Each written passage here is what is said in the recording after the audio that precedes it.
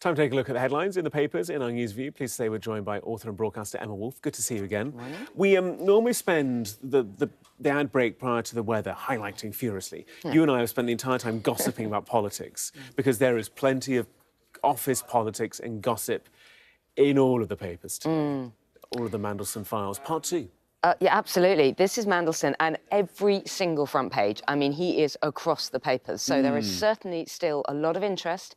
I don't think there are a huge amount of surprises. No. But this once again throws the Labour Party into absolute disarray. Who said what to whom? What about the messages we're not seeing? What about all the redacted stuff? What about all the Tipexed out stuff? There is a lot still that we are not seeing. But I think what comes across from all of the papers is the sheer level of Mandelson's influence, the fact that he carried on as a disgraced former US ambassador who'd been sacked twice previously. He carried on intervening. He carried on pulling strings behind the scenes throughout all of this. There are questions about his vetting, about all of that, about the security, the files that he was given access to before the vetting was complete. Who said what? You know, there was, I mean, if we look at the front of the Express, this sort of soundbite from Pat McFadden is absolute dynamite, isn't it? It's absolute dynamite. Already, I think the Conservative Party are using this line. He says, every meeting I have with his Labour MPs, who can be taxed to pay benefits?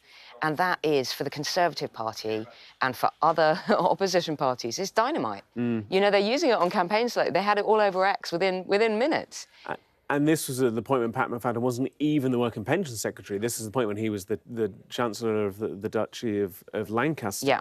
And Mandelson was US Ambassador. And you saw the Labour Party trying to come out and say, well, look, no, what Pat was saying was we've got to help make people better, but not kind of just pay out all the time. There was a very quick attempt to try and polish the edges and soften the blow there. But the damage is done. The damage is done. And, you know, the irony is that Starmer has risked his reputation and has insisted on appointing Mandelson despite all the information that he was or was not privy to. And actually, when you read what Mandelson thinks about Starmer, that's not flattering either. You know, he talks about him sort of trying to advance and buckle. He talks about him just really not being up to the job. So I think I don't think there's a fatal blow for Starmer in all this. That's all been you know, I'm not sure how this is going to affect. We're in the run-up to the events in a few weeks, this by-election. So I don't think there's anything there that is going to make Starmer need to leave immediately. Although, as I say, there's a lot we haven't seen. There are a lot of still those questions over the phone that went missing because the phone is the answers to some of the... Yeah, Morgan McSweeney's phone. Which was stolen. Which was stolen, apparently. And so, yes, what does this do? It sort of blows things up even more, but I don't think there's anything that people weren't expecting. What it really confirms is that a lot of very wealthy, quite self-entitled men talking about themselves and their own positions and not really talking much about policies or the country. Yeah, and you know, there's kind of the interesting one. Then, of course, is kind of pouring through who didn't reply. Yeah. And we were talking to Ali Fortescue, our political correspondent, about that earlier in the hour, and saying people like Ed Miliband didn't reply. Keir Mather, who used to be the baby of the house as well, one of the youngest MPs, didn't reply, and that frustrated Mandelson. And I kind of, you know, I looked at the stuff that was pouring out yesterday and the reaction to it today. You know, I've not been involved in political commentary for too many decades, but I've been involved for it long enough to go, well, come on, this is Peter Mandelson. Are we really that surprised? Yeah. You know, I said 40 minutes ago, the man has a touch of ego, let's be honest. So, you know, is this breaking news in some respects? No, but is it potentially for the electorate and for the Labour Party disappointing news? Yeah, because it's disappointing that, to your point, government's not being pursued, but potentially personal chit-chat, gossip, you know, a lot of this is office politics on a huge scale, isn't it? It's office politics, but going on in and around Number 10. And you know, is it breaking news? Well, it is, because it's on the front pages of all the papers, you know, and look at the Daily Mail, Lazen's poisonous puppet master and the £1 million cover-up. I mean, apparently, Darren Jones, I think, yesterday was saying that even releasing all of this has cost the Cabinet Office £1 million. That's our money. That is taxpayers' money. All of this is taking up a huge amount of political energy and meetings and chit-chat and gossip at a time when the country's not in a good state.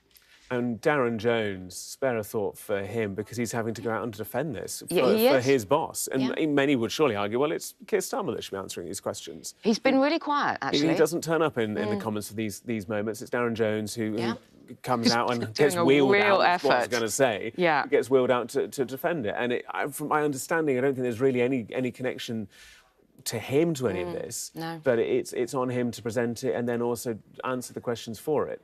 And you know, you have to wryly smile when you see that handwritten note from Mandelson to Lammy, a point me you'll never forget it. And what's that about? You know, people are saying, is that a veiled threat? Is it a promise of future emolument? I mean, what is that? You know, you'll never regret it, I can assure.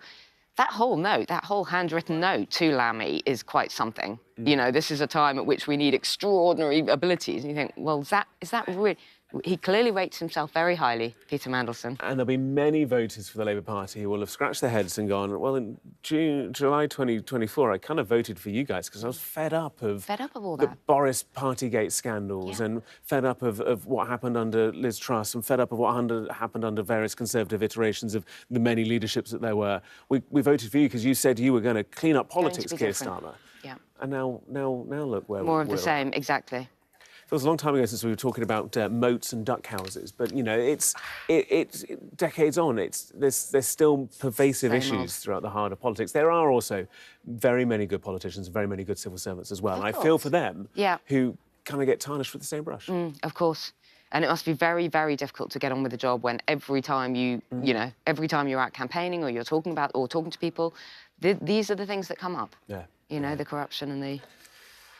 Infighting. Front page of the Telegraph, the Express, the Mail, the front page of the everything. Elsewhere on the Telegraph, let's give the audience a little bit of other news, shall we? A Daily Pill offering hope for untreatable cancer. This is amazing, and this is really good news. So this is a new drug that's been developed for 6 common cancers which were previously had previously untreatable tumours, and the rate of improvement. So this is people who had these untreatable cancers in very advanced forms and hadn't responded to previous treatment. And this new drug can shrink tumours by 30 to 95% during trials.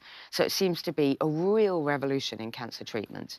And as I say, this is patients who haven't responded to, and these are 6 common cancers. So really, really good news on that front. It's one of those things, the steady drumbeat of progress in healthcare and development that you don't pay attention to on a daily basis. Then you look over your shoulder and go, good heavens. That's amazing. Insanely amazing stuff is being done. Only yesterday there were news reports about a drug for pancreatic cancer, which is one of the real killers. You know, it's a terrifying diagnosis when people say they've got pancreatic cancer because it's so silent for so long and usually untreatable and a very, very short life expectancy. This stuff is amazing and is going to affect all of us, you know, or our family members. In decades to come, so it's good news. It certainly is good news. Bit of that on the Daily Telegraph. Good for the scientists getting on with their jobs. Indeed, and again, not easy because science funding, research funding, all of those pots are smaller, tighter. You know, when there's less economic growth because there's less focus on the economy because there's more political drama, then it has impact. Or when we leave the EU, like there are all sorts of ramifications from politics into science and healthcare. Lovely segue, because on page 4 of the Financial Times, a bit of a suggestion that Norway's musing on maybe a kind of an EU tie or a rethink of EU ties. There had been some votes on whether to join the EU back in 1972 and 1994. Both times the Norwegians said no because of fish. And of course, Norway, big oil-producing nation as well. But the Trump factor is starting to maybe push Norway in a direction of the EU. And, of course, we've seen the Trump factor in force for other Scandinavian nations when it comes to NATO, Sweden and Finland joining NATO as a bloc. And you just kind of go, it's interesting how, in the face of pressure from kind of Europe's closest ally, Europe maybe now is coalescing as a continent in a way politically that it hadn't done before. Absolutely. They're talking about Trump. The crazy world of Donald Trump has changed how they feel. I mean, just to put this in perspective, the foreign minister was talking about how divisive that issue was and how it split. The issue of joining the EU or not became so divisive that it broke up marriages and families, leaving Norwegians with a kind of PTSD.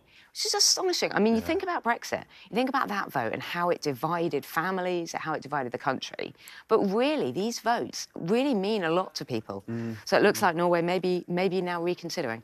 They would feel safer within within that block. You kind of rightly go, oh, it was all about fish, but then you think about Brexit and Nigel Farage and the Thames and the fishermen in the UK and stuff. Those kind of issues become really big and very heated Really in those big. kind of decision-making cases. You know, the UK and Iceland had the Cod Wars, didn't we? Exactly. Rounds of the Cod Wars. You know, they are big flashpoints at times. Yeah. Back to the front page of the Daily Telegraph. M&S boss, Britain rarely so anti-growth. Yeah, this is Chairman of M&S, Archie Norman, who's a sort of business stalwart in this country.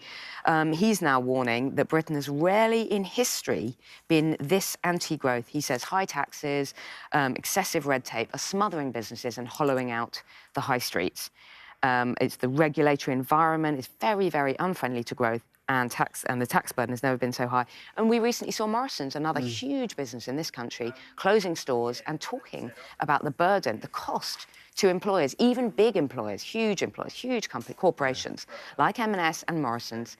And if it's having that effect, and if people like Archie Norman are saying this stuff, how is it for smaller companies? I mean, small one-man bands, businesses, shops in our high streets. Because of Very tough. Because my previous job, previous career, I have quite a lot of contacts with restaurateurs and pubs, etc., and they're crying out at the moment. Yeah, hospitality. Absolutely crying out at the moment. There is 15 seconds left, I've just been told in my right ear. So we could have talked about passengers misbehaving on flights, or we could have talked about people being out of work as well. But we don't have time. But good to have you with us. Good to have you with us. Plenty more Sophie and Wilf coming up after the top of the next hour. Stick with us.